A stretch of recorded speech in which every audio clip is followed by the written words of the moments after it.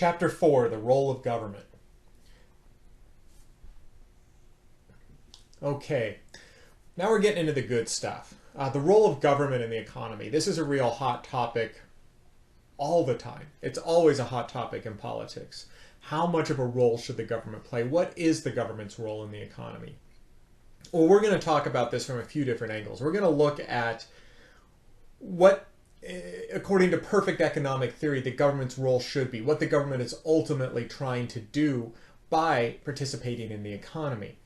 And this would be regardless of either party you would associate yourself with, Republicans or Democrats, or what methodology, whether you're the liberal point of view or the conservative point of view or the libertarian point of view or the socialist point of view, or wherever you may fall on that. What the government's ultimate goal is usually very similar. We're going to talk about that first, and then we're going to kind of branch off and show how things really are and how we have chosen to handle that as a country. The society's goal is to produce an optimal mix of output. This is the most desirable combination of output using existing resources, technology, and social values. And the market fails when it produces the wrong output mix.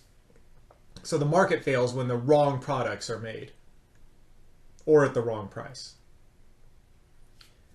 Market failure, society wants a combination of point X, and the market actually produces a different one. An imperfection in the market mechanism that prevents optimal outcomes. And of course this happens all the time. The market produces one thing and we want another. The market, normally in cars we think of this, the market produces one car and we all really want another kind of car. So we don't purchase all of the cars that they make. We'd all love a car that was good looking, got 300 miles to the gallon, and performed well, and was safe. Who wouldn't want that car, and was cheap? But the market can't produce that. And so we tend to buy what they do produce. And so there's a little bit of a market failure there.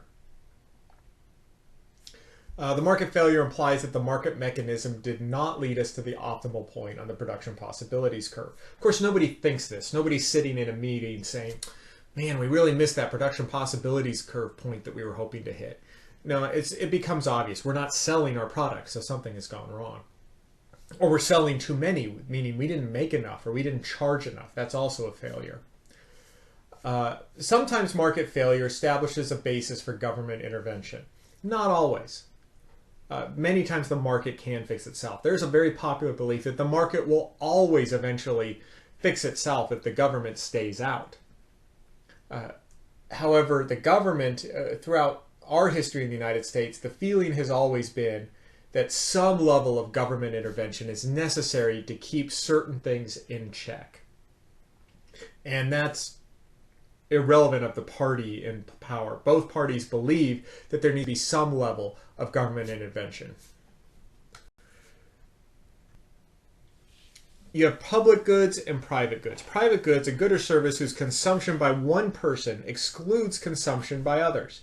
So if I consume a donut, that means no one else can ever eat that donut.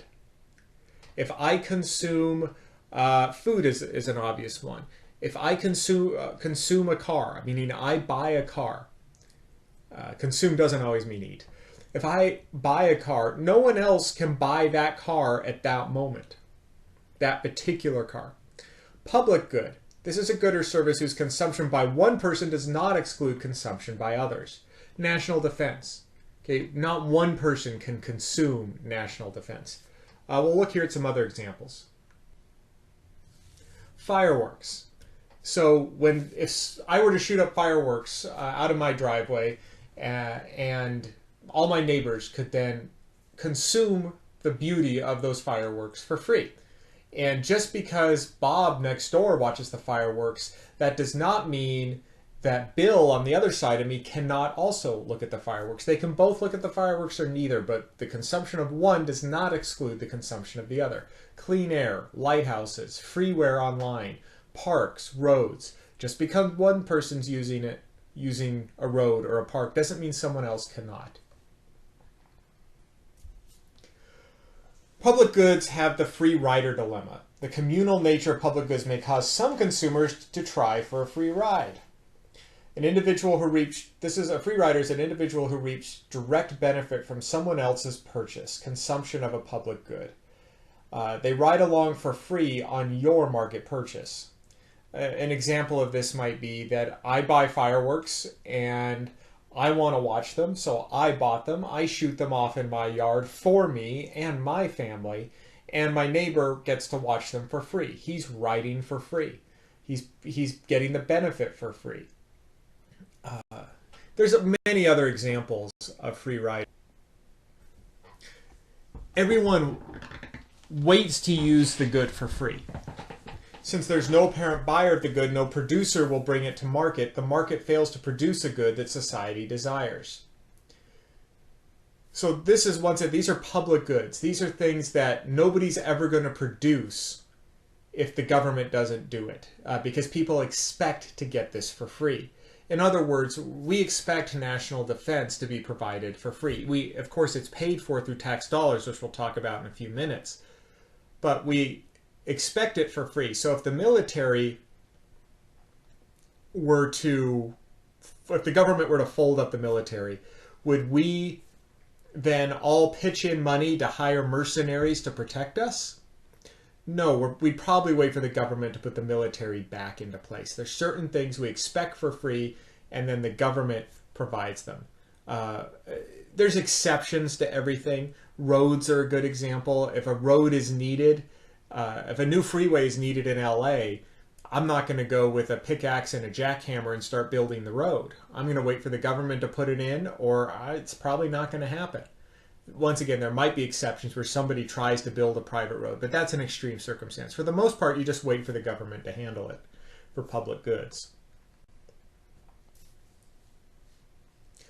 The market tends to underproduce public goods if it produces them at all. The government's role is to step in and become the producer, the buyer, and to finance the purchase with tax dollars. So the government provides the national defense. The government provides for the military. The government provides fire protection. Because if it was up to the market to produce fire protection, you're probably going to underproduce it. You're probably not going to have good enough fire protection because there's very little profit motive. If you go to put out someone's fire, and then you charge them a bill, if they don't pay, what do you go back and set the rest of their house on fire? How would the fire department collect? So a market-driven fire department doesn't really seem to work on the surface. So that's a good that the government has to step in and produce. Externalities. These are, it's a two-party buyer and a seller transaction that occurs, but there are costs or benefits borne by a third party. So there's a consumer and there's a manufacturer, but there's additional costs, whether monetary or otherwise, given to a third party. There's positive externalities and negative externalities. Positive externalities. We'll use the fireworks example again. This is the classic economics example of fireworks. So if I were to purchase fireworks, set them off in my driveway, a positive externality would be my neighbor's joy in getting to watch them. A negative externality might be for neighbors who don't have their windows open but aren't looking outside, and all the smoke from my fireworks goes into their living room and sets off their fire alarm and makes loud noise, and they have to breathe the smoke and hear the alarm, and they're miserable, and that's a negative externality. So the popular negative externality, the popular economic example for negative externality is pollution of one form or another. Typically, the buyer and the seller of a product that a refinery makes does not also get the negative externality of the pollution created by that plant. And what happens then is it usually ends up being an innocent third party gets the negative externality. High tension power lines, high voltage power lines. Another one, the power lines go through a school. Well, the power is being sent across the country, so the consumer's on one side of the country, the producer's on the other, and the power lines going through some school in the middle, they get the negative repercussions, and you end up with a cancer cluster. That's a negative externality that comes to an innocent third party.